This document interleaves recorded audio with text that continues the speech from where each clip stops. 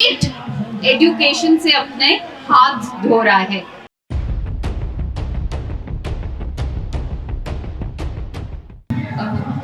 आज के दिन जब हम एनटीए की बात बोल रहे हैं या सोच भी रहे हैं, हमें ये जहन में रखना चाहिए कि जिस एनटीए को लाया गया, जिस मानसिकता से लाया गया ऐसे एक संगठन को, वो मानसिकता क्या थी? वो मानसिकता बेसिकली ये है कि स्टेट एजुकेशन से अपने हाथ धो रहा है। वो एक रिस्पॉन्सिबिलिटी जो है स्टेट की कि वो दूर दराज इलाकों तक पहुँचे और एजुकेशन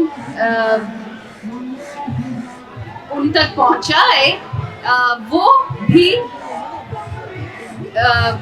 निकाल दिया गया है रिस्पॉन्सिबिलिटी। जिनको बोलने की जरूरत है वो आप ऑलरेडी उनको बोल रहे हैं गद्दी छोड़ो। हाँ, इनको वो ही लोग हैं जो गद्दी पकड़ के बैठे हैं। और बात है कि उनका जो पूरा मानसिकता है उस पे हम बहुत सवाल उठा सकते हैं। पर मैं आज एनटीए की बात करूं तो एनटीए का उस ढांचे में उसको लाया गया जिसमें बहुत क्लियरली ये बात थी कि स्टेट अपना हाथ पल्ला झाड़ रहा है एजुकेशन से, पब्लिक एजुकेशन से, कि उसकी रिस्पॉन्सिबिलिटी खत्म हो जाए। और वो किस तरह कर रहा है? एक प्राइवेटाइजेशन के दौर पे, जहां उनकी ही मिनिस्ट्री के रिपोर्ट अगर आप देखिए, आईशी रिपोर्ट जो आती है 2022 में, आप देखते हैं कि रिपोर्ट में लिखा है एनरोलमेंट बढ़ रहा है हायर एजुकेशन में। पर आप आंकड़ों को अगर बहुत सीरियसली थोड़ा सा इधर उधर देखेंगे तो आप देखेंगे कि पब्लिक इंस्टीट्यूशंस में एनरोलमेंट कम हुआ है और ज़्यादातर एनरोलमेंट प्राइवेट इंस्टीट्यूशंस में हुआ है।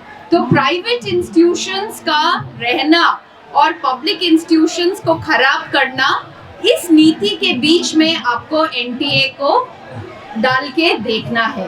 तो कैसे? मैं अपने यूनिवर्सिटी का उदाहरण दूंगी कि एनटीए हमारे लाइफ में कैसे आया। आप सबको मालूम है एनटीए 2017 में बनाया गया। मिनिस्ट्री ने उसको एक फंड दिया, पर सबसे इंटरेस्टिंग बात ये बनाया इसलिए गया कि वो सेल्फ फाइनेंसिंग एक ऑर्गेनाइजेशन होगी जो कि टेस्टिंग का काम करेगी।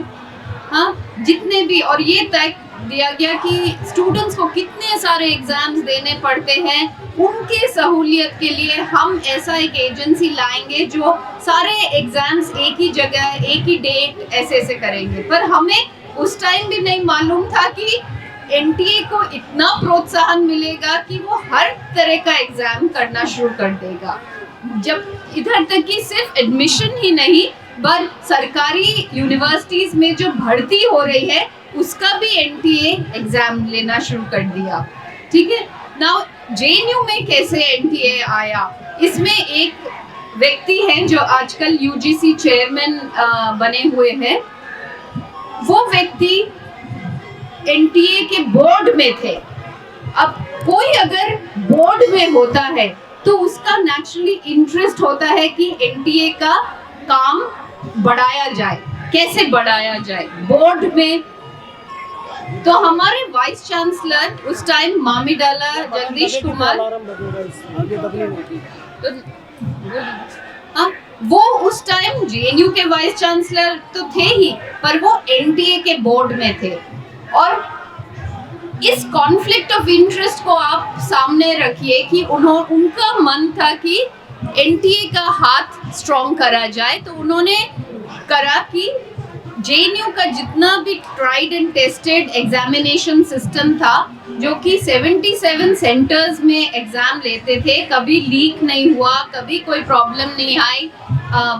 मई में एग्जाम होते थे, केंद्रीय विद्यालय में होते थे, पेन और पेपर में होते थे, और 22 जुलाई तक नया सेशन शुरू हो जाता था जिसमें बीए, एमए, एमफिल सब स्टूडेंट्स एक ही टाइम पे सेशन शुरू कर देते थे। ये इतने सालों का जो तजुर्बा था, उन्होंने रातों भर उसको हमसे छीन लिया। और हमसे छीना भी किस तरह से, उनके पास जेएनयू ने कोई मेमोरेंडम ऑफ अंडरस्टैंडिंग नहीं की थी एनटीए के साथ। आप इतना बड़ा कार्यभार दे रहे हैं एनटीए के साथ, कोई भी छोटी से छोटी चीज के लिए तो आप टर्म्स ऑफ रेफरेंस बनाते ही हैं। पर सबसे इंटरेस्टिंग बात है कि जेएनयू अंडर मामी डाला ने कोई मेमोरेंडम ऑफ अंडरस्टैंडिंग साइन ही नहीं की थी। तो पहले साल एनटीए को बोला गया, आप जेएनयू के लोग बनाएंगे प्रश्न, आप बस एग्जाम करवा दीजिए।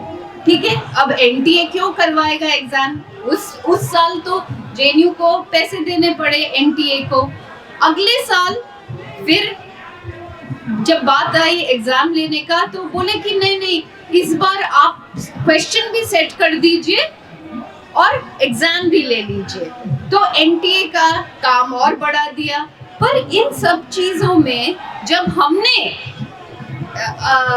छानबीन करनी चाहिए, एग्जीक्यूटिव काउंसिल में मैं थी जब हम लोग छानबीन करने चाहिए कि किस टर्म्स में आप इस तरह से एनटीए को दे रहे हैं। एनटीए में कुल 15 लोग काम करते हैं, बाकी सब कॉन्ट्रैक्ट में बाहर से एक्सपर्ट्स लाते हैं, उनका तो कोई इंफ्रास्ट्रक्चर है ही नहीं, और आप इतना बड़ा जिम्मेदारी उनके पास कैसे दे रहे हैं? इसमें जेएनयू ने आज मतलब कोविड आ गया, कोविड के टाइम में भी हमें कोई जवाब नहीं दिया, टाल मटोल करते रहे। हमने अपील फाइल की आरटीआई पे, सेकंड अपील फाइल की कि एक बहुत ही साधारण सा प्रश्न पूछा गया है कि मेमोरेंडम ऑफ अंडरस्टैंडिंग के तहत कितना लेन देन हो रहा है, एक, और दूसरा कि क्या टर्म्स ऑफ रेफरेंस है।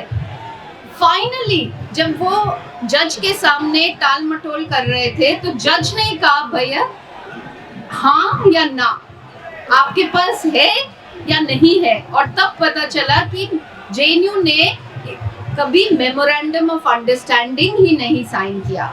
मैं आपको इसलिए ये बात बोल रही हूँ कि ये जेएनयू सिर्फ अकेला नहीं होगा, बाकी यूनिवर्सिटीज का क्या हाल है हमारा ही जिम्मा पड़ता है, क्योंकि वो तो बताते नहीं।